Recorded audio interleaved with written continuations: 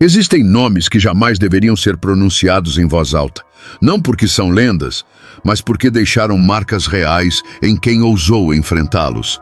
Ed e Lorraine Warren passaram a vida encarando o sobrenatural de frente. Casas possuídas, objetos amaldiçoados, entidades que desafiam a lógica humana. Mas o que quase ninguém conta é que houve presenças tão violentas, tão perturbadoras, que nem mesmo os Warren conseguiram esquecer.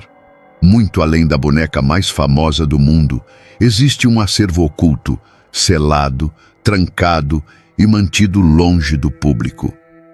Hoje, você vai conhecer as entidades que não deveriam ser lembradas e os demônios que até os maiores investigadores do paranormal temiam enfrentar. Entre os objetos mantidos longe do público, existe um que os próprios Warren evitavam mencionar. Não era uma boneca famosa de vitrine. Era algo pior. Um artefato criado não para ser amado, mas para invadir a mente de quem ousasse entrar em contato com ele.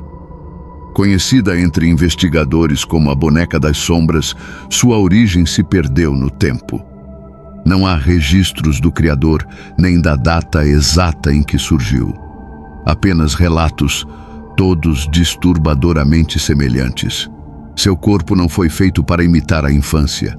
Ele carrega fragmentos reais, restos humanos, partes de animais e um detalhe que causa arrepios até hoje. Um único dente cravado na boca, retirado de um ser vivo desconhecido. O mais aterrador, porém, não era tocar o objeto. Bastava ver uma imagem. Fotografias da boneca começaram a circular como se fossem brincadeiras de mau gosto. Pessoas riam ao abrir envelopes, acreditando ser apenas uma piada macabra. Mas quando a noite chegava, o sono se tornava uma armadilha. Aqueles que adormeciam relatavam sonhos invasivos, presenças observando, sombras que se moviam dentro da própria mente. E ao acordar, uma certeza incomum. Algo havia atravessado o limite entre o sonho e a realidade. Alguns nunca mais conseguiram dormir da mesma forma. Outros simplesmente não acordaram. O verdadeiro horror da Boneca das Sombras não estava em ser vista, mas em ser sonhada. Ela não esperava o toque, não exigia proximidade. Bastava existir na mente de alguém para começar o ataque. Relatos afirmam que durante o sono, sua presença se tornava tão intensa que alguns jamais despertavam novamente. Como se o corpo permanecesse, mas a consciência tivesse sido levada para outro lugar. Foi apenas nos anos 90 que o objeto reapareceu, esquecido entre peças antigas, escondido em uma loja que vendia coisas que ninguém mais queria. O casal que a levou para casa acreditou ter encontrado apenas um item macabro. Na primeira noite, vieram os sonhos. Na segunda, o despertar. Arranhões surgiram na pele sem explicação. Linhas finas no início. Depois, marcas profundas, como se algo tivesse tentado sair de dentro do corpo. O medo cresceu rápido demais para ser ignorado. Antes que a situação fugisse completamente do controle, os Warren foram chamados. A pergunta parecia óbvia: por que não destruir aquilo? Mas havia um problema. O objeto não era apenas amaldiçoado, ele era ancorado. Rituais antigos teriam sido usados em sua criação, ligando entidades ao artefato de forma permanente. Qualquer tentativa de destruição não encerraria o mal, apenas libertaria algo pior. E aqueles que ousassem romper esse vínculo não seriam poupados, seriam perseguidos, onde quer que tentassem se esconder. E quando esse limite é ultrapassado, sonhos perturbadores e marcas na pele passam a ser apenas o começo. Casos assim não são raros. E um dos mais conhecidos envolveu uma família que demorou tempo demais para perceber que algo estava errado. A família Perron. Se você quiser conhecer esse relato com muito mais detalhes, eu já tenho um vídeo completo aqui no canal, contando tudo o que eles viveram. O link está aparecendo aqui em cima nos cards. É só clicar depois. Mas agora, vamos ao essencial. No início da década de 70, os Perron se mudaram para uma antiga fazenda em Rhode Island, uma propriedade enorme, com dezenas de cômodos e um passado silencioso demais. À primeira vista, o lugar parecia perfeito. Espaço, tranquilidade, nada que levantasse suspeitas. Porém, logo nos primeiros dias, pequenas anomalias começaram a surgir. Objetos mudavam de lugar. Poeira se acumulava em montes organizados, como se alguém tivesse acabado de varrer. Os pais tentaram ignorar. Coincidências acontecem. Casas antigas fazem barulho. Até que as crianças começaram a relatar presenças. Algumas pareciam inofensivas. Aproximavam-se com gestos estranhamente gentis, como se ainda acreditassem que aquela casa lhes pertencia. Outras, no entanto, demonstravam algo completamente diferente: irritação, hostilidade, um incômodo claro com a presença dos vivos. E quando uma casa passa a reagir aos seus moradores, o problema já não é mais a imaginação. Mesmo com os sinais se intensificando, a família tentou seguir a vida como se nada estivesse fora do lugar. Mas a casa não permitiu. Com o passar dos dias, o impossível começou a acontecer à luz do dia. Camas deixavam o chão, móveis rangiam sozinhos, como se a própria estrutura da fazenda estivesse respirando. Uma das filhas passou a evitar o porão. Ela dizia que o ar ali embaixo era diferente. Um odor pesado, quase insuportável, acompanhado de uma sensação gelada que parecia envolver o corpo inteiro. Inquieta, a mãe decidiu buscar respostas. E o que encontrou? Transformou a casa em algo impossível de ignorar. Registros antigos revelavam que aquela propriedade havia sido ocupada pela mesma família por gerações incontáveis. O problema é que o histórico do local era marcado por mortes sucessivas, tragédias envolvendo crianças, afogamentos no terreno da fazenda, vidas encerradas de forma violenta dentro da própria casa. Alguns moradores não morreram, desistiram de viver ali.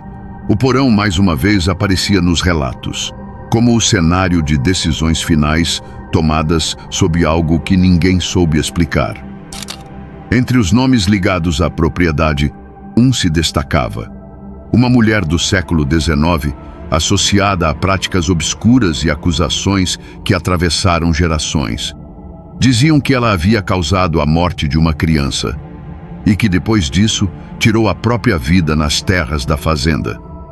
O detalhe mais perturbador: seu nome ainda constava em registros oficiais. Uma lápide permanecia no cemitério local, como prova de que aquela história não era apenas uma lenda contada ao redor da fogueira. E talvez aquela presença nunca tivesse ido embora. Quando os registros vieram à tona, a dúvida desapareceu. Para a família, havia um nome por trás de tudo aquilo.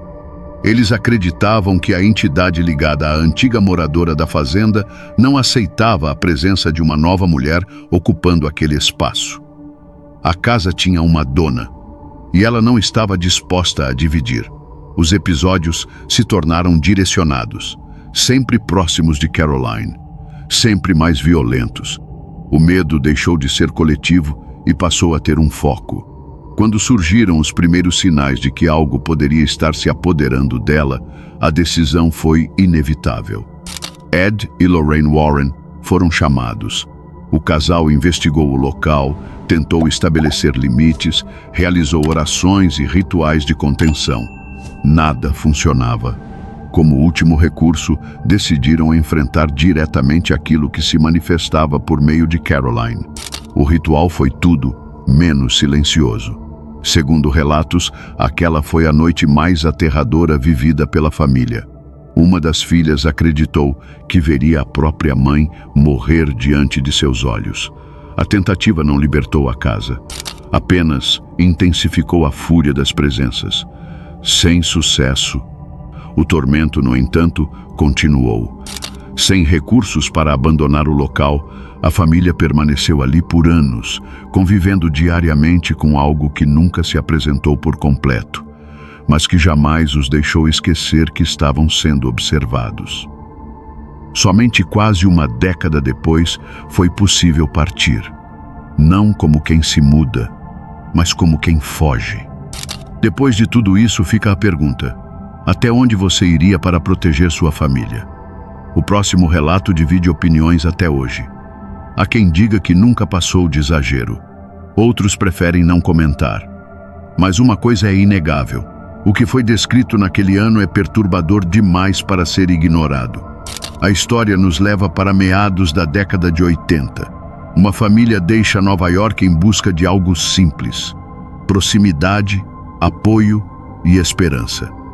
Alan e Carmen mudaram-se para uma cidade tranquila de Connecticut para ficar perto do hospital onde o filho mais velho enfrentava uma batalha que nenhuma família deveria viver.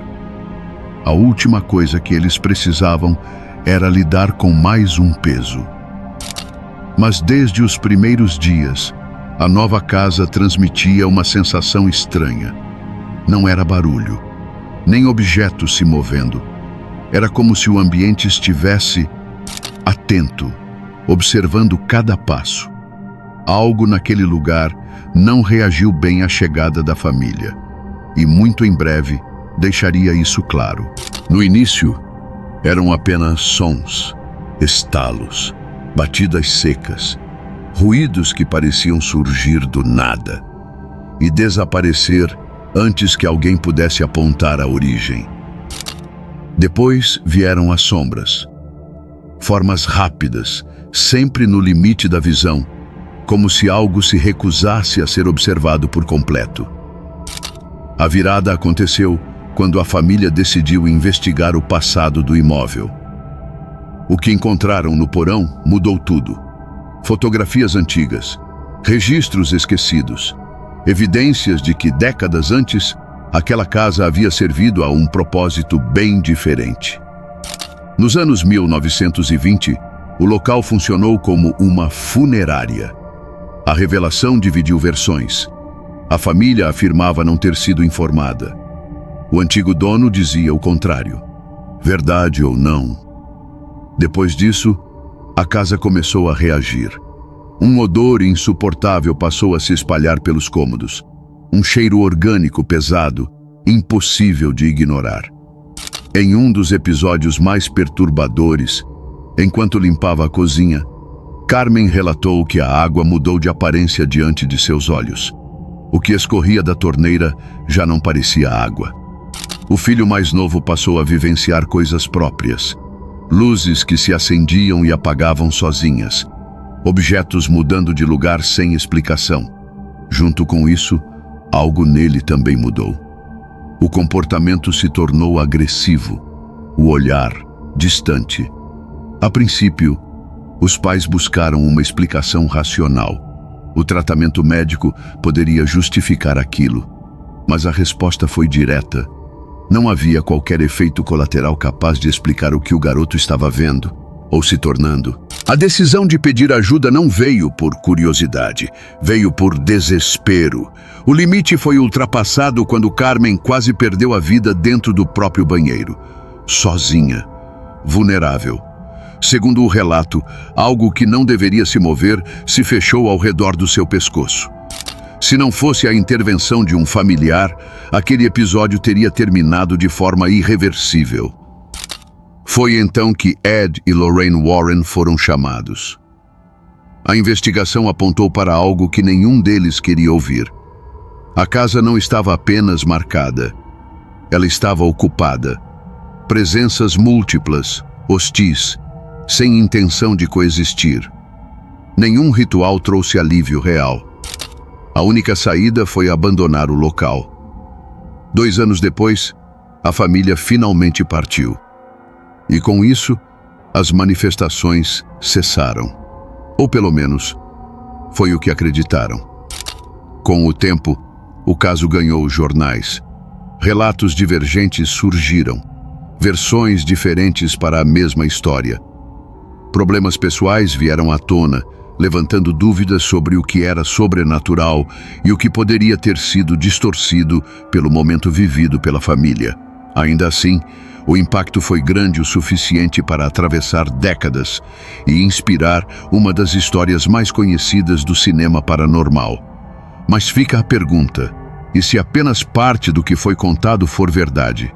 Porque às vezes, o que não conseguimos provar é exatamente o que mais observa. Se você acredita que existem coisas que preferem permanecer escondidas, deixa o like agora, se inscreve no canal e comenta aqui embaixo. Você acha que esses casos foram reais? Ou algo muito pior foi deixado de fora? E antes de dormir hoje, só por precaução, dê uma última olhada ao redor. Nunca se sabe quem ou o que pode estar observando no escuro.